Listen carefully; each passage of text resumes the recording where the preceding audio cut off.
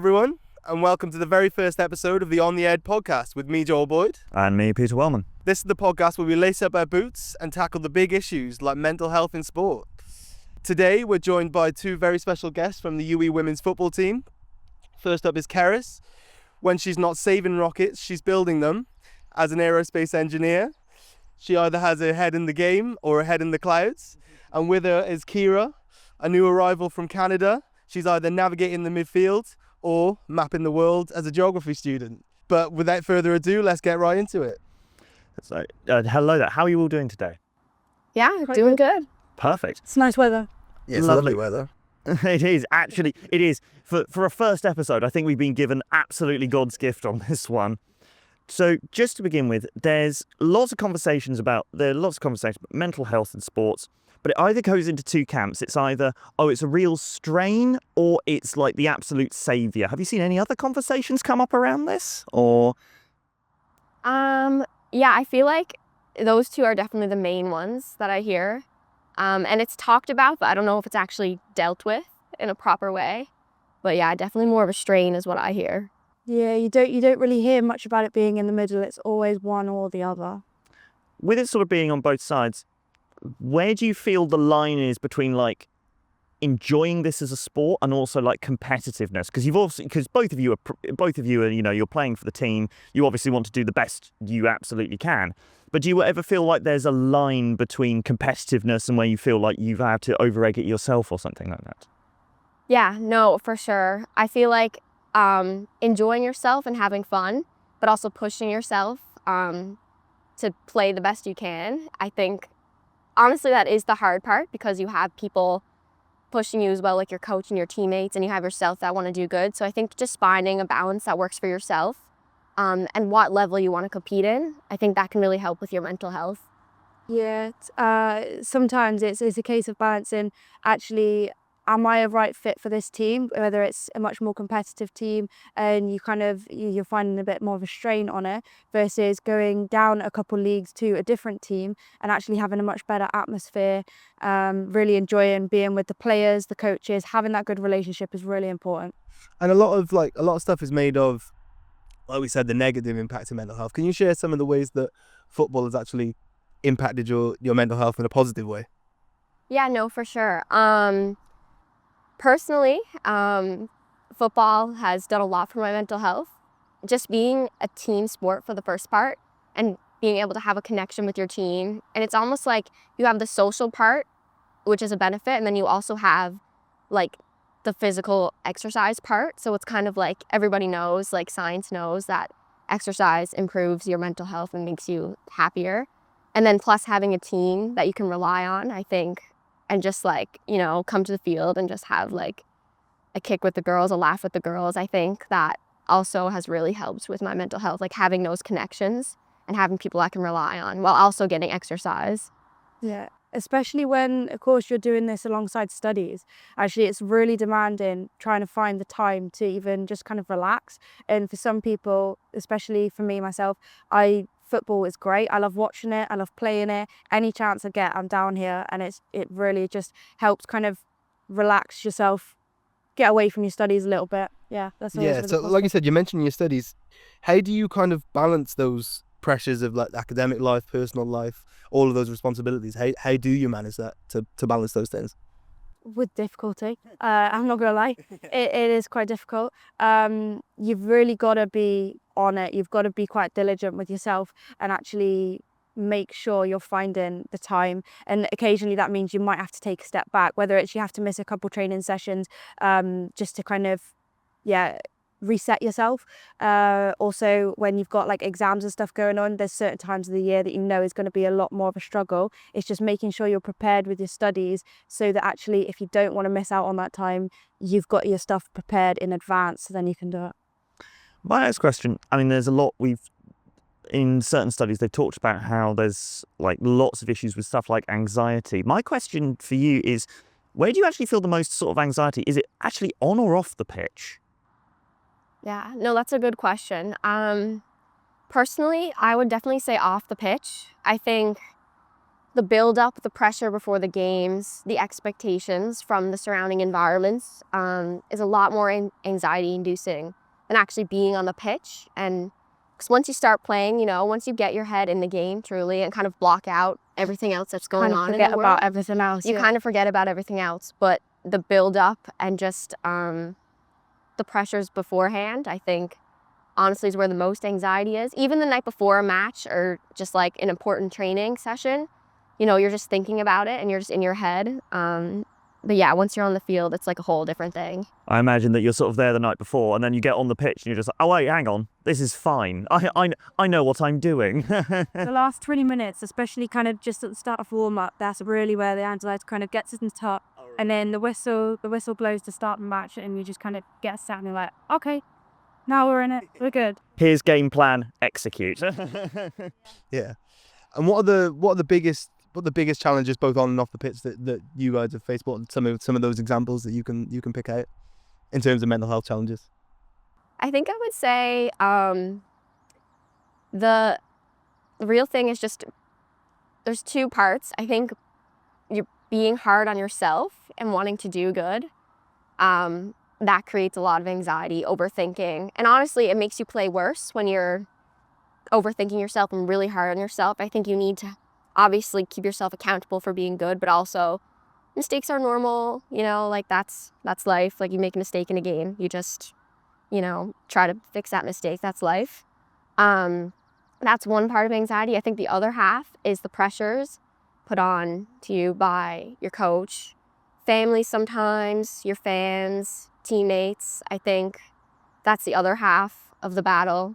And honestly, it depends on the coach and the team you're with, but sometimes, they're harder on you than other times. But especially when like a big match is coming up too, it can be really difficult. Yeah. Me personally, I'm really hard on myself. Being a keeper as well, it's a whole kind of other ball game, I suppose. It's really, you've got to really work on making sure you keep in that positive mindset throughout a match. When you're going like 1-0 down, 2-0 down, when you're letting in goals and you've not kept the clean sheet, it is really difficult to stay in that mindset and to not get bogged down in the negative, especially when you feel like you've let down your teammates, because of course you're the last man standing or the last woman standing. And so yeah, being really hard on yourself, you've got to work past it, and it's a really difficult mental game, and trying to get that balance is. I was gonna ask actually, as a goalkeeper, like an outfield player can make 100 mistakes and not get punished. You make one mistake and like Yeah. you cost your team a goal. Is it really difficult to deal with that pressure, like specifically as a goalkeeper? It is difficult, but keepers are crazy. We thrive on it. That's our, we thrive on it. So as much as it is painful and it is disheartening and you really do feel like you've let your whole team down, you just have to remind yourself it's gone through all the other 10 players to get to you. There's been mistakes made throughout, and actually you win as a team, you lose as a team. It's a team sport at the end of the day. And yeah, I just have to remind myself that. And then I know that actually every match I go into, you start off with a clean sheet. It's a whole new game. You just go and you give it your best each time. But then you make a save and you're like, when you make a save, good, thank you. Absolutely. That's the thing. Everyone always remembers the goals that went in versus the saves that you made. And it doesn't really get highlighted in the same way compared to an outfield player where they make a great tackle, or a striker who scores a goal. It's always remembered. But saves aren't necessarily remembered. But it's always nice when like a teammate, like a defender or something, comes back to you and says, nice one, good save. And that, it really kind of pumps you up, even if you've let in a goal at some point. And what has been, from your last year of play, what has been your outstanding golden, you have been so proud of yourself moment, and you just take it from where you've played this year? We had a game against UOB, and it was a home game, and Derby. It was a derby, yeah. Fans are always really good for those matches. There's so much energy and atmosphere. I mean, varsity is great as well for atmosphere. But the UOB match, we finished, I think it was 8-0 up in the end, and they had it was a really great game, and it really kind of, you get one goal in, great, you get the second goal in, you start seeing everyone's momentum just pick up. But for me personally, I made one of my best saves in that game, and it was the last save of the game in the last couple of minutes, and they got through, they broke through the wall, they got to me, and they took the shot, and I just managed to tip it out, and that for me was my best moment of the season. Yeah, I think it shows like how much of like dedicated and how much of a winner you are, that even though you were 8-0 up, say one at the end of the game and you're still like, their captain came over to me at the end and was like, "You couldn't have just let one in for us." And I was like, "No, I'd like to keep the clean sheet, thank you." Yeah, I feel like I had a lot of highlights here. Well, my situation's a little bit different because in the fall I played home in Canada. Oh, wow. And then here in the winter I played, of course, with UE. Where it's a bit warmer. Yes, it's actually snowing home right now. My mom sent me a picture this morning. Yeah, but I would say my highlight personally would have to be back home. We had a preseason match against McGill, which is in Montreal. And they're like ranked, I think, 4th in the country. My team played them. We held up, it was 0-0. And the last 10 minutes, we got a goal. And they came back really strong. And I'm a center back. I was playing center back. And I remember it was a corner. They had a corner and they crossed it in. And I, on the line, headed it out of our net. Oh, wow. great. And I was like, this is the best feeling ever. And then after the game, it was just like a great feeling. Like, it was just a team win. It was just like a really big moment for us. So that's probably one of my highlights of this year for sure. amazing. Yeah. And women's football specifically is on the rise so much at the moment. With regards to mental health, have you guys seen a difference in the way that women's football is discussed with regards to mental health, and compared to how men's football is discussed in terms of mental health? For definite, I think women are much more open to talking about it. First of all, I think they're more likely to be more open about it. Even talk to each other about any struggles they're having. I know that me and one of my teammates, we have these talks open and honestly, just to kind of keep each other grounded as well, and to kind of help each other work through them.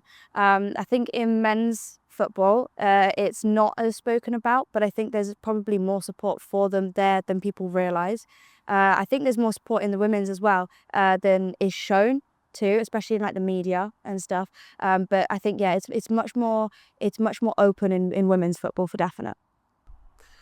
And have you seen any like unique challenges, mental health challenges that are specific to women's football as compared to the men's game? I feel like with injuries is something I've noticed has affected women's football a lot more than men's football. I've seen countless teammates tear their ACL, their MCL. It's a really big issue with women's football. It's so much bigger than in men's football, It's not, definitely. it's just the way, biologically, like women's knees are. But the recovery after that is extremely daunting on one's mental health. It takes a minimum a year to come back playing, and the high likely chance that you will re-tear your ACL is huge. And I've seen so many girls struggle with their mental health because they just want to come back, but you have to go through this huge process, and there's pressures on you to come back and play to the same level that you were before, and it's just not realistic. So I would say that's one extreme specific mental health. Because after that, you've also lost your support network as well. Because a team is a support network as well. So that's horrible, because you've got to play to how good you were a year ago when you haven't been playing because you've been resting an injury. There might not be as much resources because the women's game is smaller than the men's.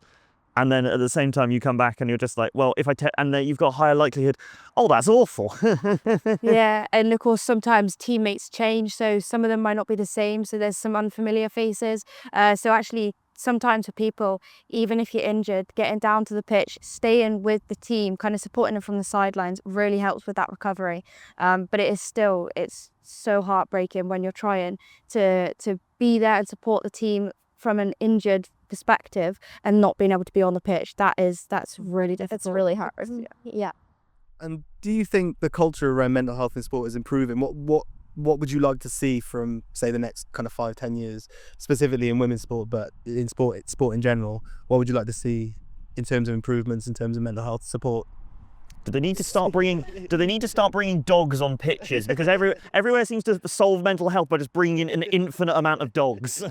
Look, I agree with that. I think we should do that, honestly. The dog break. Yeah, dog break every 15 minutes. Yeah. The discussion around mental health is pretty open with like women's sports, but I think the actual like implementation of it, I think, is something that needs to be improved in the next 5 to 10 years. Even like compared to like physical health, if you're injured, you will take a day off practice, you will watch practice. But if you're having any sort of mental health issue, you just kind of push through that. That's the norm, push through it, you know. In my experience, I've had coaches kind of say like, yeah, that's a part of it. Like you need to push through it or you're weak, you know what I mean? But I don't think that should be normalized. I think if you need a mental health day once or twice a year to recover, help yourself, I think that should be normalized. Like actual action with it would be really important. And also, yeah, open communication with teammates and coaches about if something's going on, or if you just need a day for your mental health. I think that should be respected and not really questioned, because I think it is questioned sometimes. But if you say, oh, like, I hurt my leg, I hurt my ankle, everyone's like, okay, yeah, no worries. But if you actually are having a mental health issue, it's kind of dismissed in a way. So I think maybe something like that in the next 5 to 10 years would be really good.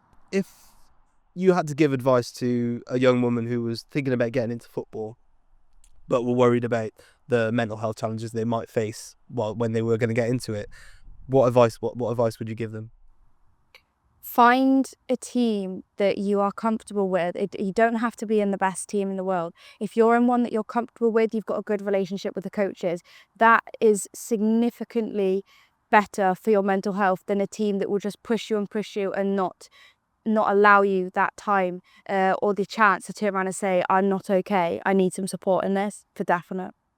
Yeah, no, I agree. And I think when you find that team, the amount of fun and excitement and joy that you will get out of your football experience will outweigh the mental struggles that you do have. And if it's not, if your mental struggles are, you know, like over carrying like your joy of football, there's something wrong. You need to do something about that. That's not how it should be. That's not normal, even if it is normalized. At that point, it's you didn't get in it for why you loved it. Yeah. You're sort of like, oh no, this is too much of a commitment. You know, and those things. Enjoyment comes before anything. Yeah, It's absolutely. first, for sure. What is your favourite thing about playing football? I mean, it's a broad question, but you're both players. You're both doing really well. What is your favourite thing about playing? That is a tough question. Oh, yeah. Because there's so much. There's so many It is things the to choose beautiful from. game. There are many facets to it. Yeah. I think one of my favorite things, I probably have two. Firstly, just playing with a team. I love team sports. I just like having those connections with your teammates is incredible. Like because they see you go through everything. My teammates know me the best. Like they've seen me be mad, cry, like score a goal, you know, let a goal in. They've seen everything. They've seen every single side of me, and I just feel so connected with them, and I just have appreciated that so much throughout my football career. But I also just love the physicality of football, especially women's football. Like just like making that tackle, making that pass, the feeling is it's just so amazing. Yeah, for me, the feeling of when you make that perfect save, and even then when it doesn't even look great, like it doesn't look like a photo save, whatever, the ones that are messy and that, it's still such a good feeling, especially when your team actually come over, support you, tell you you've done really well. There's nothing like it. And when you're doing it on a pitch like this, in the weather like this, everything just becomes just really, really perfect. And a final one from me. If you had to describe your football journey in one word, maybe with regards to mental health, maybe even not, what word would you use? In one word? In one word. Take your time on Take this your one. time. Yeah. Tough. I feel like, I don't know if this would be the best word, but growth. I think football, it's been a lot of ups and downs, but I've learned a lot about myself. Even like mental health for sure is a huge thing I've learned. Boundaries, a lot about myself, and I think it's helped me grow into who I am as a person, and I've really enjoyed it. I think my one would probably be perseverance. I've gone through so many injuries. Coming back, I've spent a year out of football from an injury, and having to sit on the sidelines and watch has been really difficult. And so for me, that was mentally challenging, and to actually persevere through it, to still turn up to training even when I didn't want to, just because I couldn't play. That was the biggest thing. And then to actually come back and have such a good season and to feel so positive at the end of it, it really does. It really helps you. And yeah, I'd say perseverance. Amazing. Anything else from you? Nothing else from me. Thank you ever so much for watching. Yeah, thanks for listening to the On the Ed podcast. Remember to follow us on social media, check out our website, and check out our blogs. They're going to be posted on our website as well. My name's Peter. I've been joined by. And my name's Joel. Thank you, guys. Yeah, Thank you ever so for much. having us.